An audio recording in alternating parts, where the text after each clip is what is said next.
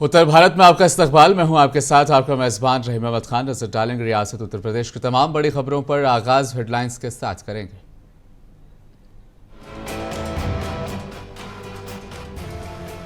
CM Yogi Adityanath ने किया एग्रिस का इफ्तिताह। बोले 30% बढ़ेगा उत्पादन, किसान कर पाएंगे विदेश भ्रमण।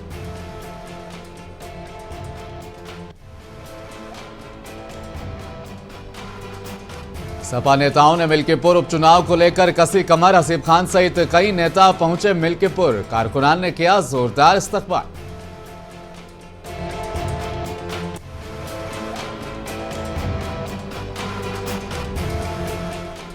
अंबेडकर नगर में हैरतअंगेज मामला। मामूली पेट दर्द के बाद मरीज के पेट से निकले लोहे के 10 रिंच और नट बोल्ट।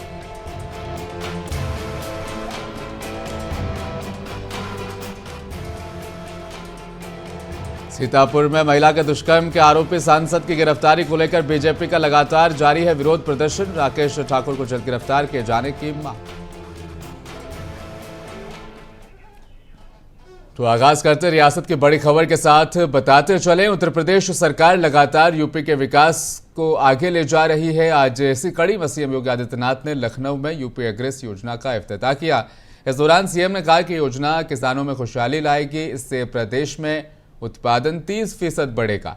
सीएम योगी ने कहा कि Uttar Pradesh agriculture growth and rural enterprises ecosystem strengthening से यूपी की कृषि में पूरी तरह से अब बदलाव आएगा। उत्पादकता में 30% का इजाफा होगा। सीएम योगी ने यूपी एग्रिस परियोजना के शुभारंभ समारोह से खिताब करते हुए कहा कि यूपी एग्रिस परियोजना के क्रियान्वयन में हम प्रत्यक्ष रूप से 10 लाख किसानों को सहायता देंगे। किसान अब विदेश भी भ्रमण कर पाएंगे। उत्तर प्रदेश लैंडलॉक्ड स्टेट में बहुत सारे राज्यों में उसने मत्स्य उत्पादन में एक अच्छा कार्य किया है, लेकिन इसकी उन संभावनाओं को आगे बढ़ाने के लिए कि मत्स्य पालन की यहां पे उत्पादन में, उसके प्रसंस्करण में हम वृद्धि कर सकें, टैंक और बायो प्लांट में मत्स्य पालन के कार्यक्रम को आगे बढ़ाया जा सके, इसके लिए भी यूपी एग्रीज परियोजना में 500 किसानों को उन्नत तकनीक देने और विदेश भ्रमण की कार्रवाई के साथ उसको जोड़ने की, अन्य जहां पे सक्सेस स्टोरी है उसको यहां का किसान देख सके, खासतौर पर वह किसान जो इस फील्ड में काम कर रहा है। 29 जनवरी को मौनी अमावस्या के दिन महाकुंभ 2025 के दूसरे अमृत स्नान पर उत्तर प्रदेश के सीएम केशव प्रसाद मौर्य ने कहा, सभी व्यवस्थाएं चुस्त दुरुस्त है। सभी अकीदतमंदों के इस्तकबाल के लिए प्रयागराज बिल्कुल तैयार है। सरकार और प्रशासन भी पूरी तरह से मुस्तैद होकर काम कर रहा है। आस्था की डुबकी लगाने आ रहे श्रद्धालुओं का स्वागत। व्यवस्थाएं चुस्त दुरुस्त हैं। स्वागत के लिए प्रयागराज में सभी श्रद्धालुओं के स्वागत के लिए प्रयागराज भी तैयार है। वहां सरकार और प्रशासन भी पूरी तरह से चुस्त और दुरुस्त रह करके वहां पर कार्य कर रहा है। जो भी श्रद्धालु आ रहे हैं वो आवें, आस्था की डुबकी लगावें, उनका स्वागत सम्मान है। और सभी विरोधी जो राजनीति करने वाले लोग हैं उनसे मैं कहूंगा कि आस्था को चोट। आगामी 5 फरवरी को होने वाले मिल्कीपुर उपचुनाव में बीजेपी और समाजवादी पार्टी दोनों के नेताओं ने कमर कस ली है। जहां बीजेपी ने अपने तमाम मंत्रियों को चुनावी मैदान में उतार दिया, तो वहीं सपा के राष्ट्रीय अध्यक्ष अखिलेश यादव ने भी अपने तमाम करीबी और भरोसेमंद नेताओं को मिल्कीपुर में ही लगा दिया। इसी क्रम में आज आजमगढ़ सांसद और वरिष्ठ समाजवादी पार्टी के नेता धर्मेंद्र यादव भी मिल्कीपुर पहुंचे हैं। उतरोला विधानसभा से समाजवादी पार्टी के पूर्व उम्मीदवार हसीब खान के साथ शीशामाऊ की विधायिका नसीम सोलंकी भी आज मिल्कीपुर पहुंची है। सपा के प्रत्याशी अजीत प्रसाद को जिताने के लिए धर्मेंद्र यादव ने मिल्कीपुर में आज 3 सभाएं की। खीराहन, अमानीगंज और कल्याणपुर में जनसभाओं से खिताब किया। वहीं मिल्कीपुर में हसीब खान सहित लगभग 2 दर्जन से ज्यादा समाजवादी पार्टी के नेताओं ने डेरा डाल दिया है। वहीं सीतापुर में महिला के दुष्कर्म के आरोपी सांसद की गिरफ्तारी को लेकर अब बीजेपी का विरोध प्रदर्शन लगातार तेज होता जा रहा है। इसी क्रम में महोली विधानसभा के कारकुनान द्वारा जिला अध्यक्ष राजेश शुक्ला की क़यादत में एहतजाज दर्ज कराया गया। इस मौके पर महोली विधानसभा के कार्यकर्ता, पदाधिकारी और जनसामान्य सर्वप्रथम राजा कॉलेज मैदान पर एकत्रित हुए और लालबाग पहुंचकर मुख्य चौराहे पर दुष्कर्म के आरोपी सांसद राकेश ठाकुर का पुतला दहन किया और सांसद की गिरफ्तारी के नारे भी लगाए।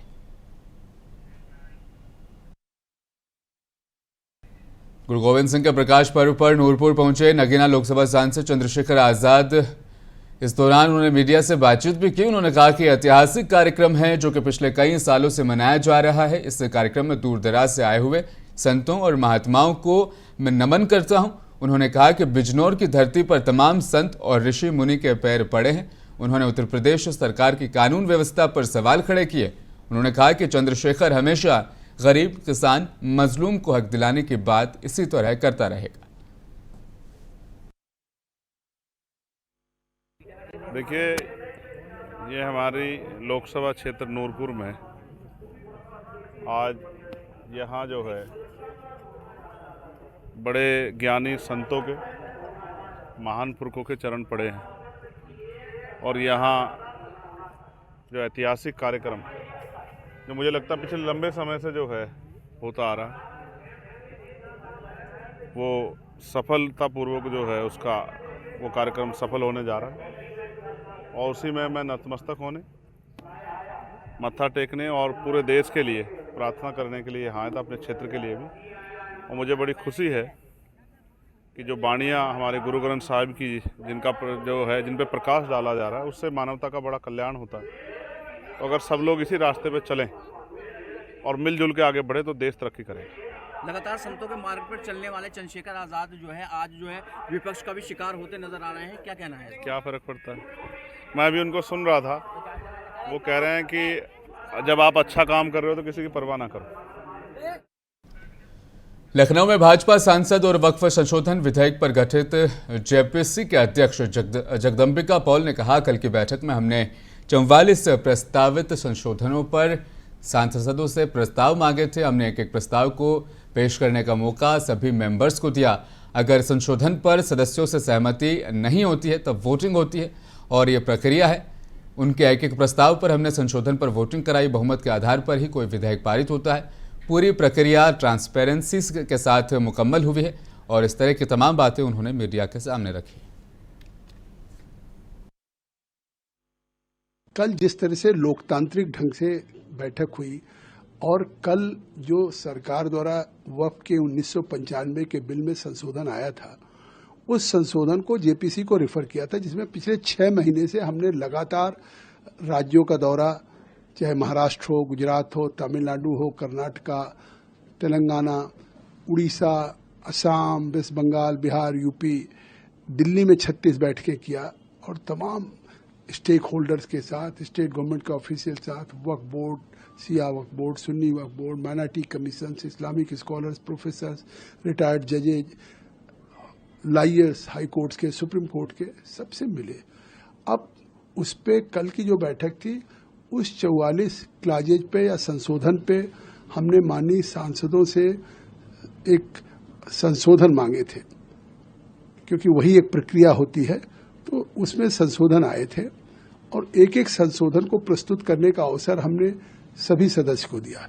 आज जो आरोप भी लगा रहे हैं, चाहे कल्याण बनर्जी हों और चाहे ए राजा हों और चाहे अन्य हों कि साहब हमको बोलने का अवसर नहीं दिया, उनसे हमने एक एक संशोधन पे प्रस्तुत करने के लिए कहा। फिर जब संशोधन पे अगर सहमति नहीं होती है सदस्यों में, तब उस पे वोटिंग होती है। ये प्रक्रिया है। खबर जनपद अमरोहा से है, जहां गणतंत्र दिवस के दिन आयोजित तिरंगा रैली के दौरान कुछ युवकों ने दौड़ती हुई कारों से कई खतरनाक स्टंट किए थे। अब इस मामले में पुलिस ने कड़ी कार्रवाई की है। गजरोला थाने की चोपला चौकी के सामने से गुजर रही इस रैली में शामिल युवाओं ने चलती कारों की छत और खिड़कियों पर बैठकर जानलेवा स्टंट किए थे। घटना का वीडियो सोशल मीडिया पर वायरल होने के बाद पुलिस ने तत्काल कार्रवाई करते हुए यातायात नियमों का उल्लंघन करने वाली 22 कारों का चालान काट दिया। यातायात प्रभारी धर्मेंद्र खोखर के मुताबिक इन सभी वाहनों पर कुल मिलाकर लगभग 4 लाख रुपए का जुर्माना लगाया गया है। इस प्रकार की घटनाएं न केवल कानून व्यवस्था के लिए चुनौती है, बल्कि आम नागरिकों की सुरक्षा के लिए भी खतरा पैदा करती है। पुलिस की कार्रवाई भविष्य में ऐसी घटनाओं को रोकने के लिए कड़ा संदेश है।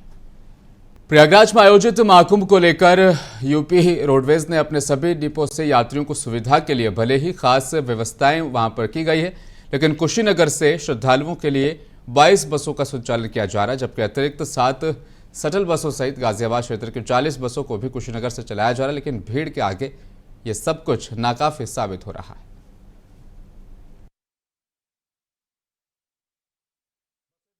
डिपो से मंगाई जा रही है।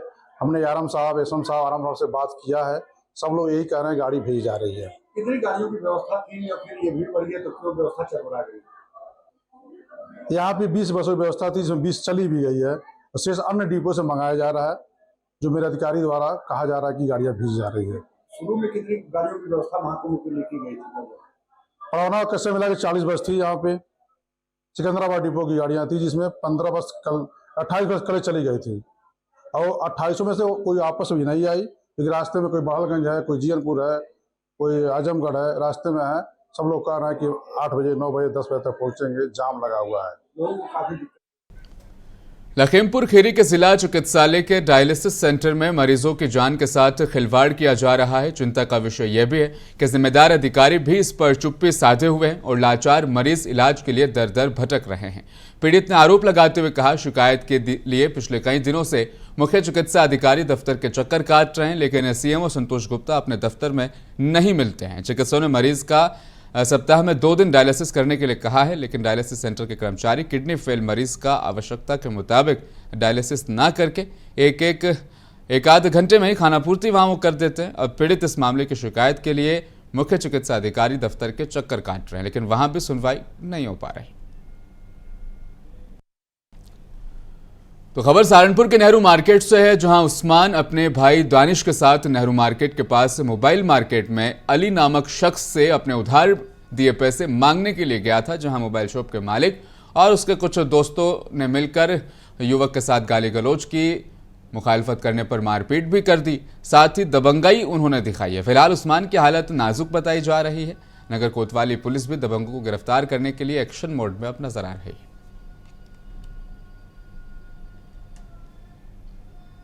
भैया ये शमशुद्दीन राणा जो है सन ऑफ गयासुद्दीन राणा, पिछले 2 साल से ऊपर हो गए हमारी पेमेंट है बहुत मोटी। पहले तो कहते थे दे देंगे, उसके बाद इन्होंने बदतमीजी शुरू कर दी कि भाई जो तुम्हारे पे वो कर लो, हम देते नहीं है। वो है आज देर रात 8 बजे करीब हम दुकान पर गए उनकी, तो वहाँ पर प्री प्लान्ड उन्होंने अपने सब भाई बच्चे वगैरह को पहले ही बता रखा था कि जैसे ही वो आए उनके ऊपर हमला कर देना। हम जैसे ही पेमेंट मांगने के लिए गए, उन सब ने तुरंत हमारे पे कोई बातचीत कुछ नहीं हुआ, हाथ तो हाथ हमला कर दिया। उनके हाथों में एक के हथौड़ा था, एक के हाथ में कटर था और एक के हाथ में कुछ सरिया बारी टाइप था और शायद एक ने। उपजिला अधिकारी कार्यालय गरोठा के पास गोवंश के शरीर को कुत्तों के द्वारा नोचने का वीडियो वायरल हुआ है। बताते चलें, जिला झांसी के तहसील गरोठा क्षेत्र में आवारा जानवरों पर अंकुश लगाने के लिए तहसील प्रशासन नाकाम साबित हो रहा है। जगह जगह सड़कों पर और मैदान में आवारा जानवर घूमते नजर आते हैं, जिस पर कई सवाल खड़े होते हैं। योगी सरकार में गोवंश को महफूज रखने और भोजन पानी की व्यवस्था के लिए जितना प्रयास किया जा रहा है, इतना ही जिम्मेदार अधिकारी सरकार की मंशा से चलने वाली गौशालाओं की योजनाओं को पलीता लगा रहे हैं और गोवंश दर दर भटकते नजर आ रहे हैं।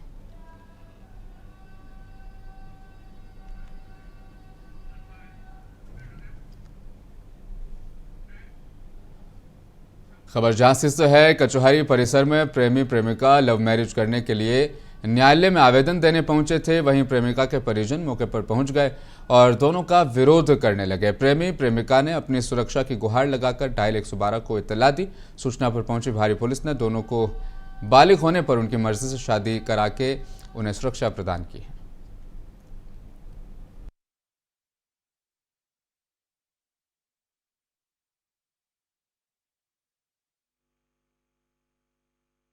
मेरा नाम खुशी है। मैंने अपनी शादी की है कुछ टाइम पहले, नवरात्रि में मैंने शादी कर चुकी थी। अब मैंने कोर्ट मैरिज से शादी की है। अब कौन परेशान कर रहा है आपको? घर वाले परेशान कर रहे हैं, मारपीट कर रहे हैं। अब आज कहाँ पे आई थी? कोर्ट मैरिज कचहरी आए थे। अब क्या चाह रही हैं आप? संग में, पति के संग में रहना चाह रहे हैं। अब घर वाले मारपीट कर रहे हैं। तो आपने पुलिस को बुलाया? बुलाया था हमने। ये 6 साल पहले हुआ। 6 साल से करते थे, अपने फोन पे बात करते थे। जब 9 दुर्गों में शादी करी, इनके पापा मम्मी माने नहीं, यहाँ घर वाले गए थे इनके घर पे। इनके पापा मम्मी कोई नहीं माने, कह रहे थे अपनी मौली को हम मार देंगे, हमारे संगे शादी नहीं करें। फिर आपने क्या कदम लिया? जी कदम उठाना पड़ा। मैं फिर अपने 9 दुर्गों में शादी करी, अभी कोर्ट मैरिज करी। आज कहाँ आए? कचहरी में आए। फिर आपने क्या किया यहाँ? कचहरी में कोर्ट मैरिज करी। फिर अचानक से क्या हुआ परिवार द्वारा? इनके घर वाले आज हमारा पत्नी की लाभ करने लगे 25 साल के सामने। किस प्रकार का दबाव? देवरिया जिले में एक सड़क हादसे में 4 युवकों की दर्दनाक मौत हो गई। दर्दनाक हादसा महुआडीह थाना इलाके के हैतिमपुर कस्बे के पास हुआ है। बताया जा रहा है कि युवक की सभी बाइक सवार युवक एक निजी कार्यक्रम में शिरकत कर अपने घर वापस लौट रहे थे। हादसे की इत्तला मिलते ही महुआडीह पुलिस ने सभी शवों को अपने कब्जे में लिया। कानूनी कार्रवाई शुरू कर दी गई है।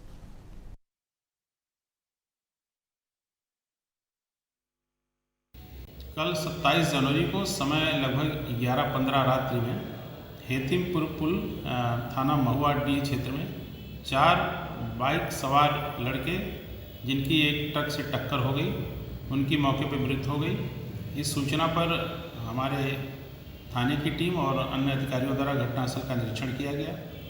मौके से सभी शवों को पोस्टमार्टम हेतु मोर्चरी देवरिया भेज दिया गया है। मौके पर शांति व्यवस्था कायम है।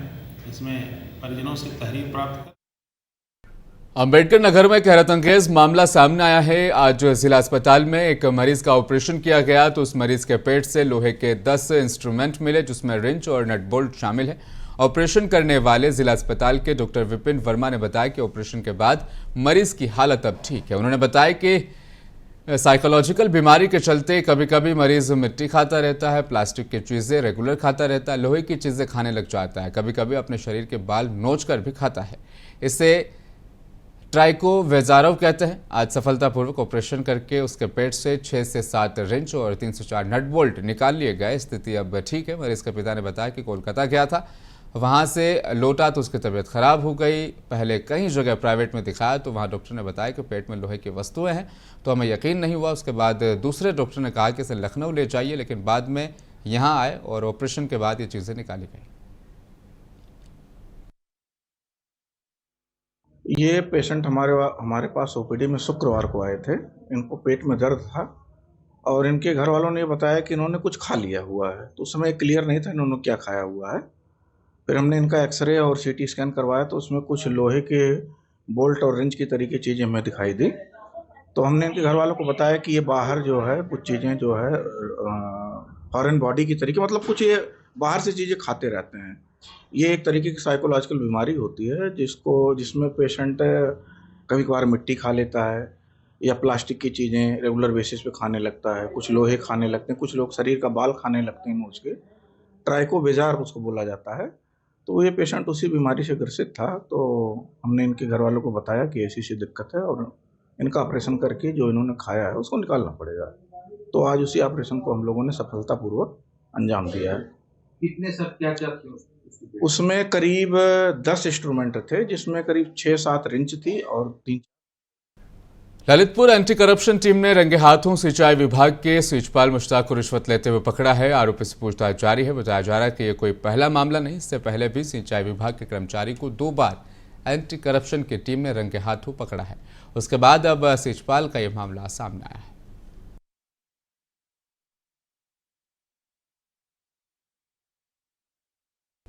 ललितपुर सदर कोतवाली अंतर्गत सदन शाह दरगाह के पास पति पत्नी का एक हाई वोल्टेज ड्रामा देखने को मिला। पत्नी ने पति को पीटने के साथ साथ उसकी पल्सर गाड़ी भी तोड़ डाली। किसी ने वीडियो बनाया और सोशल मीडिया पर वायरल भी कर दिया।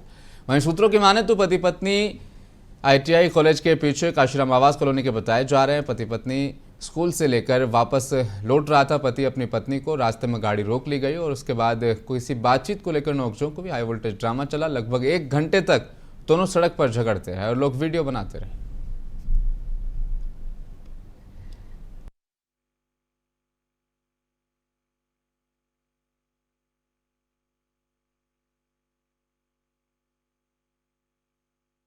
अमरोहा के थाना आदमपुर क्षेत्र के ढवारसी चौकी क्षेत्र में एक आम के पेड़ पर अज्ञात युवती का शव लटका हुआ मिला। युवती की हत्या कर शव को लटकाने की आशंका जताई जा रही है। पुलिस युवती की पहचान करने की कोशिश में फिलहाल जुटी है।